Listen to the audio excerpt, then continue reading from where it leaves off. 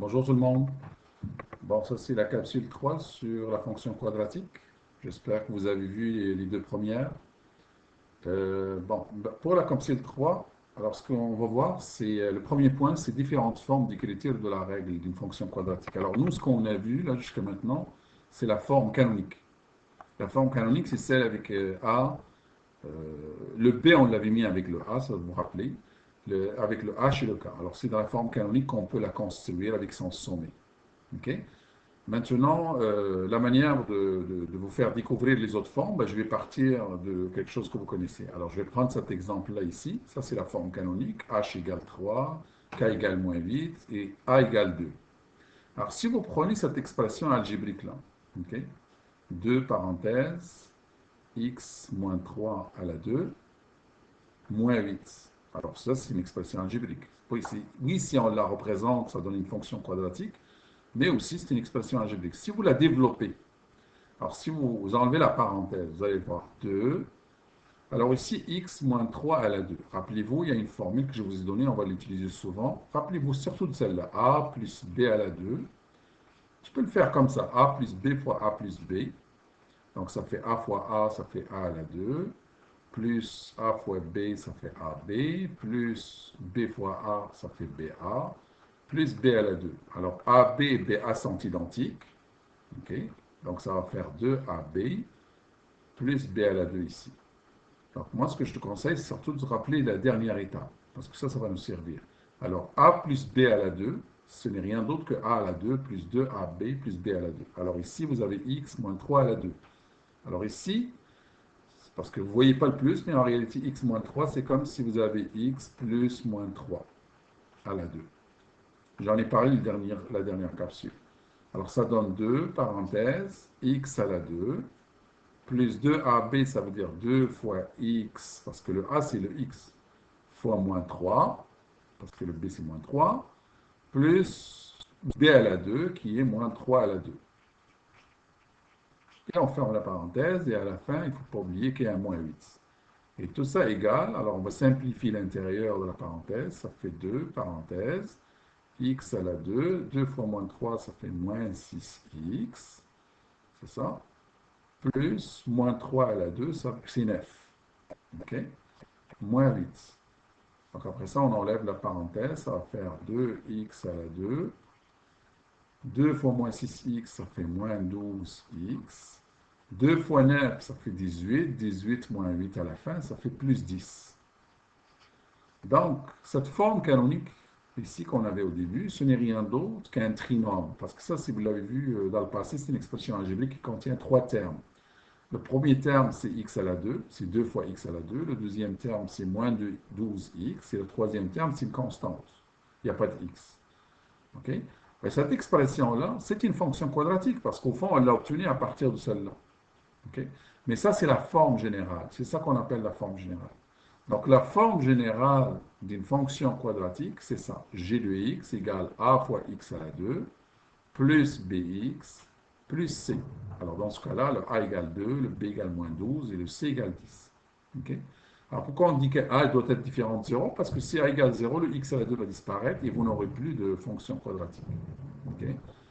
Autre chose ici, remarquez que le a, que ce soit dans la forme canonique, le paramètre a ici, ou que ce soit dans la forme générale, est le même. OK? Ça va nous aider à un moment donné. Donc, le a est identique dans la forme générale ou dans la forme canonique.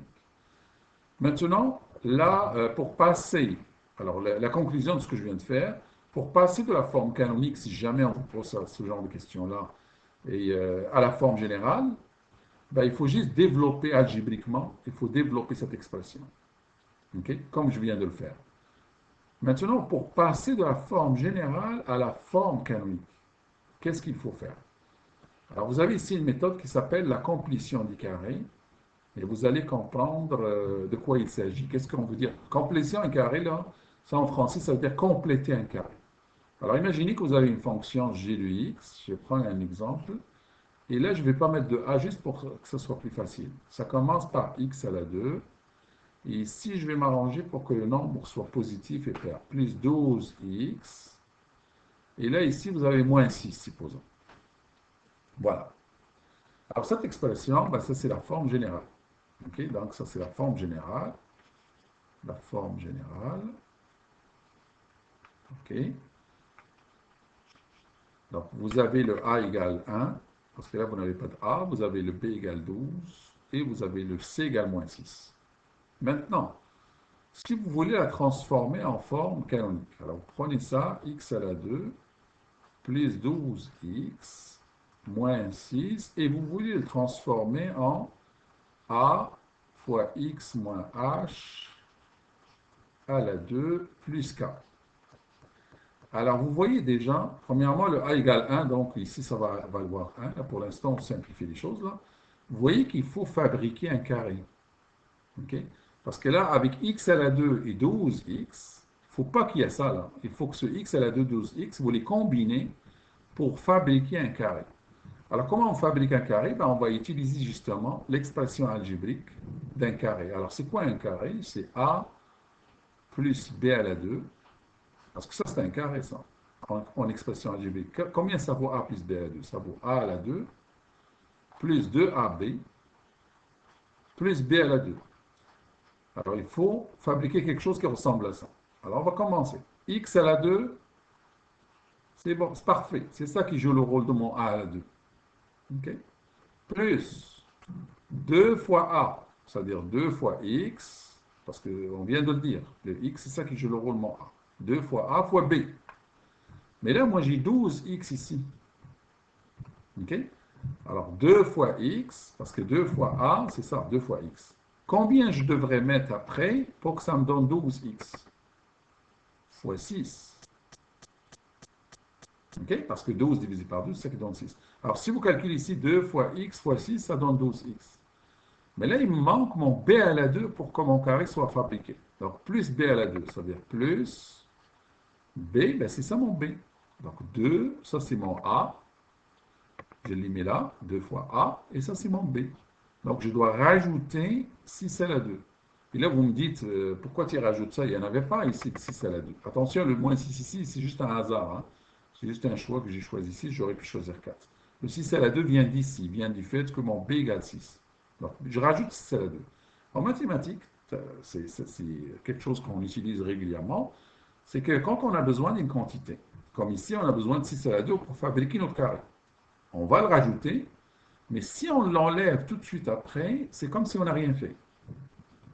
Là, vous me dites, pourquoi tu le rajoutes, tu l'enlèves? Parce que je l'ai rajouté pour fabriquer un carré, mais je l'enlève parce que je n'ai pas le droit de rajouter sans raison. Donc, j'enlève 6 à la 2, c'est comme si j'ai rien fait. Et à la fin, j'enlève 6 ici qui était là. Alors, si vous regardez cette ligne-là ici, là, cette expression-là, c'est exactement ce que j'ai ici dans cette ligne. La même chose. X à la 2, 2 fois x fois 6, c'est 12x, plus 6 à la 2 que j'ai rajouté, que j'ai enlevé, en fait, c'est comme si j'ai rien fait, moins 6. Voilà. Et là, les trois premiers termes, justement, ce que je viens de faire ici, les trois premiers termes, c'est un carré, parce que c'est x à la 2, c'est a à la 2 plus 2ab plus b à la 2. Alors, ce carré-là, je peux à ce moment-là l'écrire sous la forme avec la parenthèse. Alors, parenthèse, x plus 6, parenthèse à la 2. Et si vous faites le calcul de x plus 6 fois x plus 6, là, ça va vous donner exactement ces trois termes-là. Après ça, vous avez moins 6 à la 2. Le 6 à la 2, c'est 36. Moins 6. Ce qui donne x plus 6 à la 2. Moins 36 moins 6, ça fait moins 42. Et c'est quoi cette forme-là? C'est la forme canonique. Ça, c'est la forme canonique. Donc, la fonction que je t'ai donnée ici, là, sur la forme générale, cette fonction-là, si on te demande de la construire, supposons que tu veux faire juste une allure, tu as besoin de sommer, ok? Ben, ici, tu ne le vois pas, parce que 12x moins 6, tu ne vois pas le sommet, là, tu ne vois pas le 6 ici, le moins 6, parce que le sommet, c'est moins 6, moins 42. Ok? Donc, cette méthode-là que je viens d'utiliser pour faire la forme canonique, c'est ça qu'on appelle complétion de carré, c'est parce que j'ai complété un carré. Alors maintenant, l'exemple numéro 2, Là, je vais choisir un exemple avec le A. Alors, imagine que tu as G de X. Et là, je vais choisir un A qui est facile. Par exemple, 2 fois X à la 2. Disons moins 36. Je vais choisir encore des nombres qui sont faciles à travailler. Plus 1, par exemple. Alors ça, c'est la forme générale. La forme générale. OK? Et là, on te demande de le transformer en forme canonique. OK? La forme canonique. Alors, ce que tu fais, tu prends 2x à la 2, moins 36x, plus 1. Et là, tu sais que tu dois fabriquer un carré. Mais un carré, ça commence toujours par quelque chose à la 2. Mais attention, ça ne commence pas par 2x à la 2. Ça doit commencer par une quantité à la 2. OK? Alors, ce qu'on doit faire, c'est qu'on doit se débarrasser de ce 2-là à l'extérieur d'une parenthèse en premier. Donc, on va factoriser. Donc, on fait 2. On a le droit de faire ça. Parenthèse. Et à l'intérieur de la parenthèse, il va y avoir x à la 2 ici.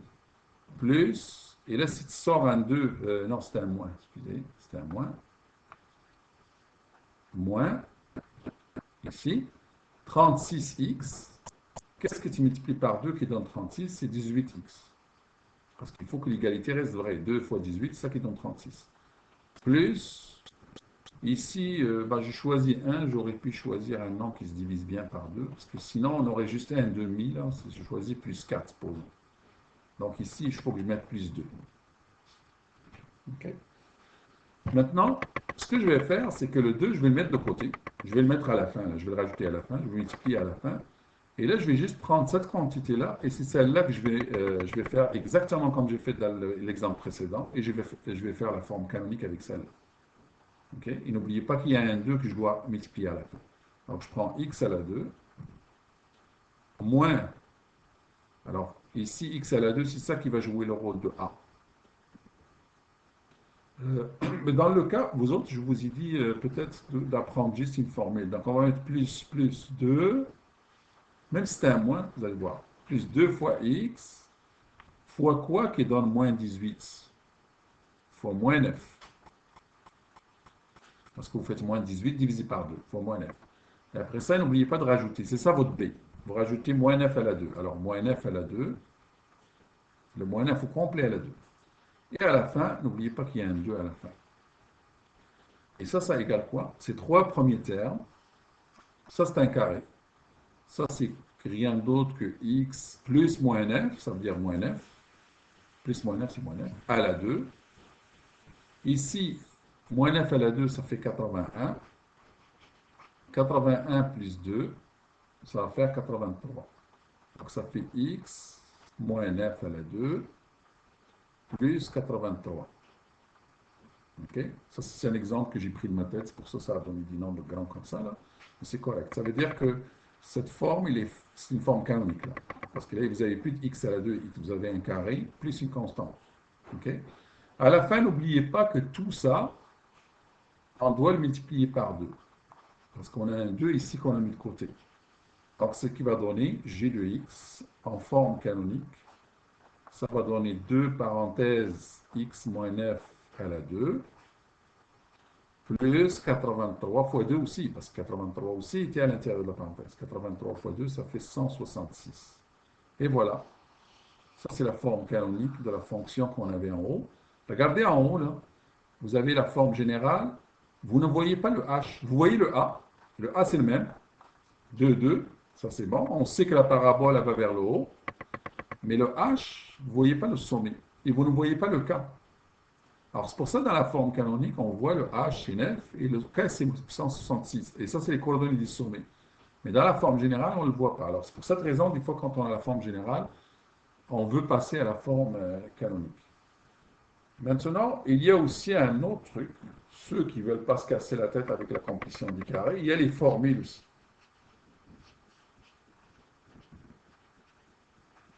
On peut le faire avec des formules. Mais ces formules-là, au fond, on peut les obtenir avec la complétion du carré. C'est comme ça qu'on les obtient. Alors, imaginez que vous avez g de x égale a fois x à la 2 plus bx plus c. Et là, vous voulez transformer ça en forme canonique. Alors, forme canonique, ça veut dire g de x égale a. Le a est le même. X moins h à la 2 plus k. Alors, il y a une formule qui dit que h, pour le trouver, tu as juste à faire moins b. Tu prends ce nombre-là, tu fais moins b, et tu divises par 2a. Tu vas trouver ton h. Pour trouver le k, ce que tu fais, tu remplaces le h dans l'équation que tu as là. Okay? Donc, tu fais a fois h à la 2 plus b fois h plus c. Et là, tu vas trouver ton k.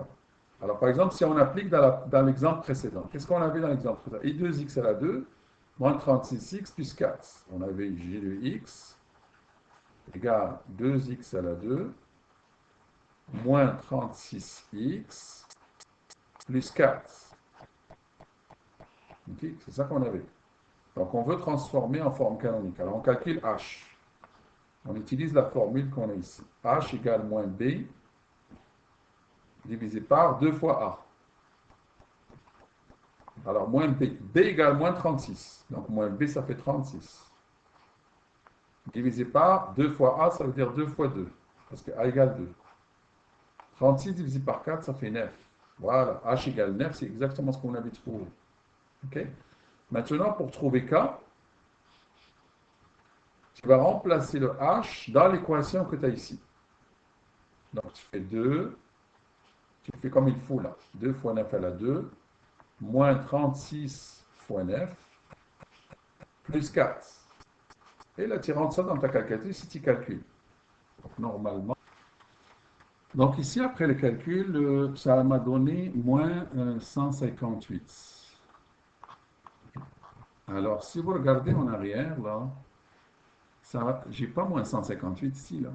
Donc, c'est pas normal. Je viens de réaliser que je viens de faire une bourde. C'est que, regardez ici, là. OK? J'ai rajouté, rappelez-vous, là, tantôt quand j'ai fait la composition de carré, j'ai rajouté moins 9 à la 2, ici, mais je ne l'ai pas enlevé. Je n'ai pas le droit de rajouter quelque chose sans raison. Donc, il fallait que je l'enlève ici. Là. Il fallait que j'enlève. Donc, il fallait que je rajoute 81 pour faire mon carré. C'est ça. En fait, le 81, il est dedans dans le carré. Et ici, là, il fallait que je l'enlève ici. Là. OK? Donc, par exemple, si j'efface cette région-là ici, là, vous allez voir l'erreur que j'ai faite.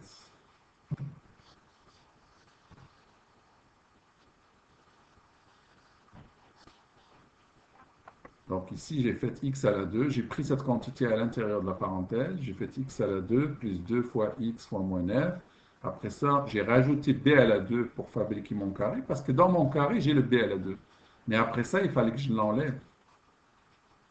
Okay? Et à la fin, je mets plus 2. Okay?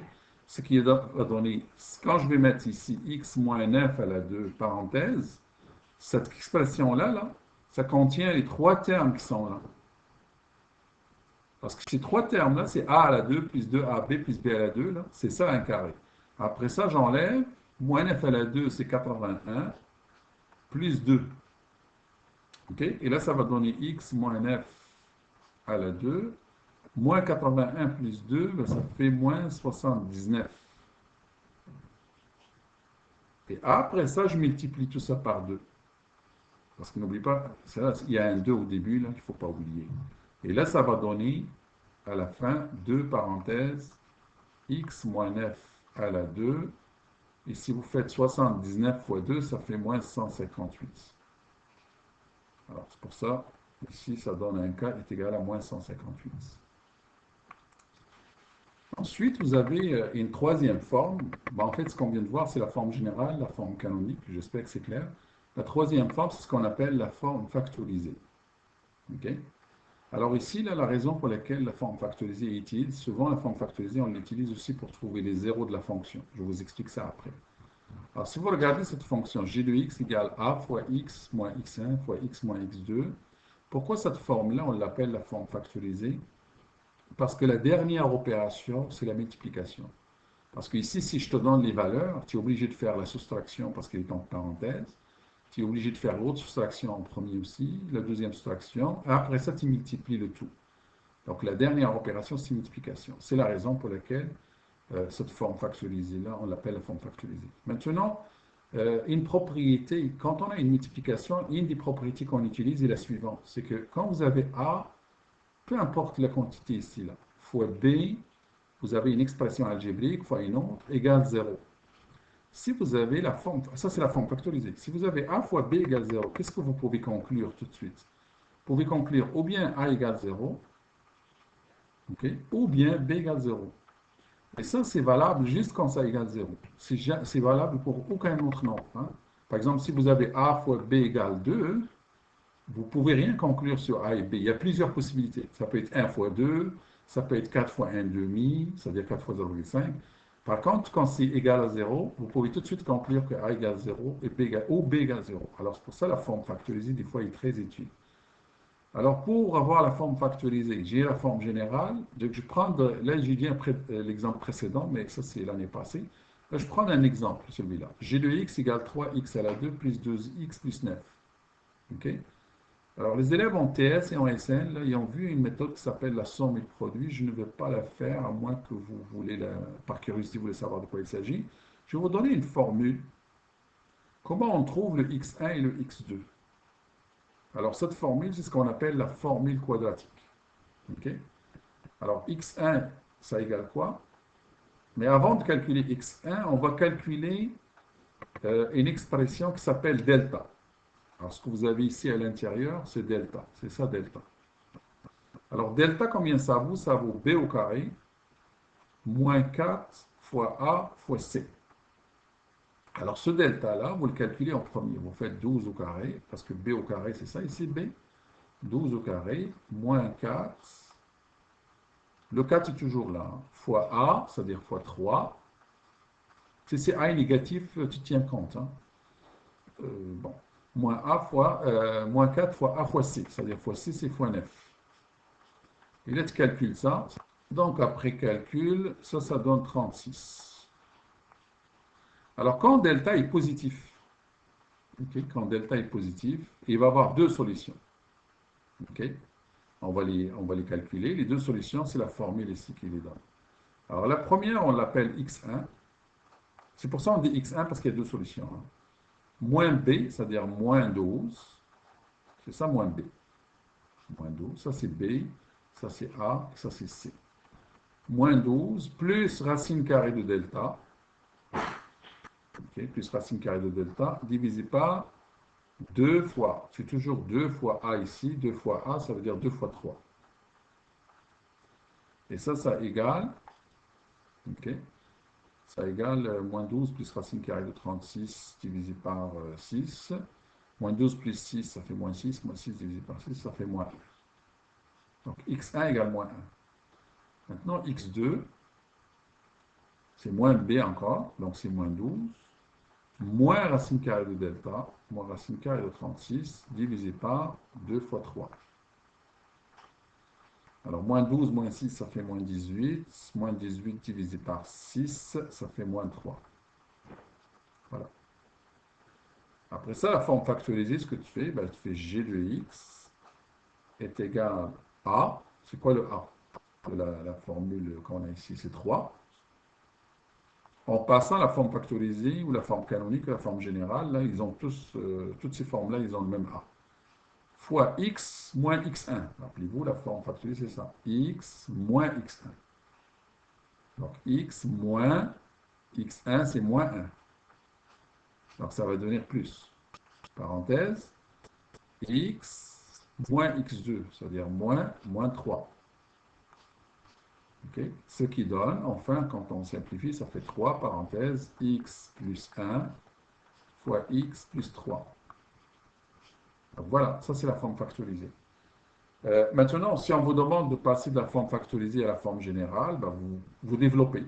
C'est-à-dire vous multipliez les parenthèses et vous multipliez par 3. Si on vous demande de passer à la forme canonique, ben tu pars de la forme générale et tu utilises les formules ou tu utilises la complétion du carré pour trouver la forme générale. OK?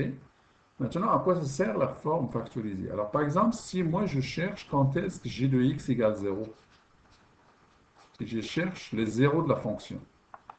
Prenons la forme factorisée. 3 parenthèses, x plus 1 fois x plus 3. OK? Mettez ça égal 0. Ben, vous savez tous que 3 n'est pas égal à 0. Donc, ça veut dire, ou bien c'est la deuxième parenthèse ici, la première parenthèse, excusez, qui est égale à 0, ou bien c'est la deuxième. Parce que ça, c'est une multiplication. Et on a dit quand il y a deux quantités multipliées ensemble, et ça égale 0, automatiquement, il y en a un des deux qui est égal à 0. Ça veut dire, ou bien c'est x plus 1 qui est égal à 0, ou bien c'est x plus 3 qui est égal à 0. Et là, ça veut dire quoi? X plus 1 égale 0, ça veut dire x égale moins 1, parce que si vous mettez le 1 de l'autre côté, x plus 3 égale 0, ça veut dire x égale moins 3. Et à ce moment-là, ça vous donne, dans le graphique, vous savez très bien que cette parabole-là, parce que ça c'est une parabole au fond, 3x à la 2 plus 12x plus 9. Puisque a est positif, ça veut dire que c'est une parabole qui va vers le haut. Et ici, vous savez qu'elle passe par moins 1. Quand elle rencontre l'axe x, elle le rencontre à moins 1, et elle la rencontre à moins 3. Ça, c'est les zéros. Donc, elle fait ça. Et je vous rajoute une autre information. Là, mon dessin n'est pas très très joli, là, mais vous savez très bien que ça passe par moins 3 et moins 1. Et rappelez-vous, à un moment donné, on avait deux points symétriques. Ça, c'est deux points symétriques qui sont sur l'axe x, dans ce cas-là. Alors, quand on a deux points symétriques, on peut trouver h, parce que h, c'est le centre. Okay. Donc ça, c'est un truc qui permet de trouver h à partir de la forme factorisée. Donc h, là, c'est ce nombre-là, moins 3 plus moins 1 divisé par 2, parce que c'est le milieu des deux. Donc, il y a une formule ici qui vous pouvez conclure vous-même, c'est h égale x1 plus x2 divisé par 2.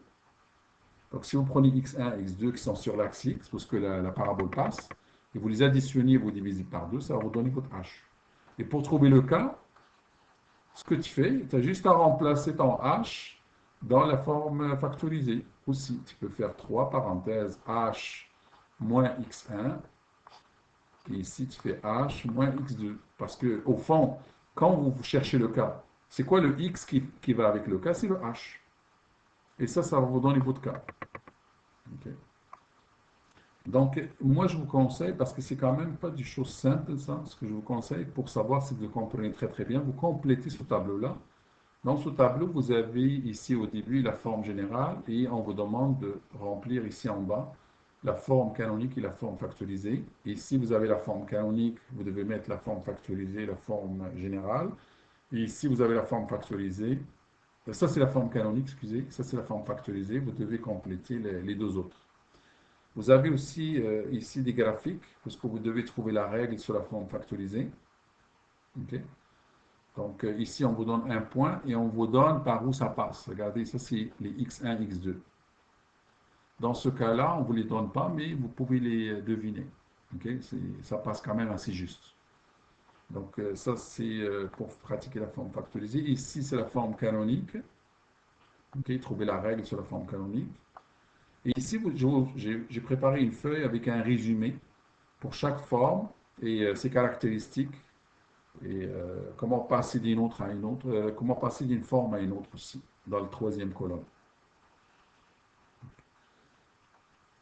Et là, vous avez aussi des exemples où est-ce que vous avez la forme recherche de la règle, c'est ça. Okay, vous avez des exemples comment chercher la règle d'une fonction avec, quand on vous donne certaines informations.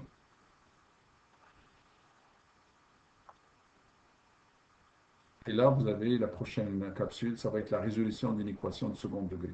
Moi, je vous dirais qu'à partir du moment où vous comprenez les trois formes, ce qui s'en vient après, ça va être très, très facile. OK? Allez, bon travail, bon exercice.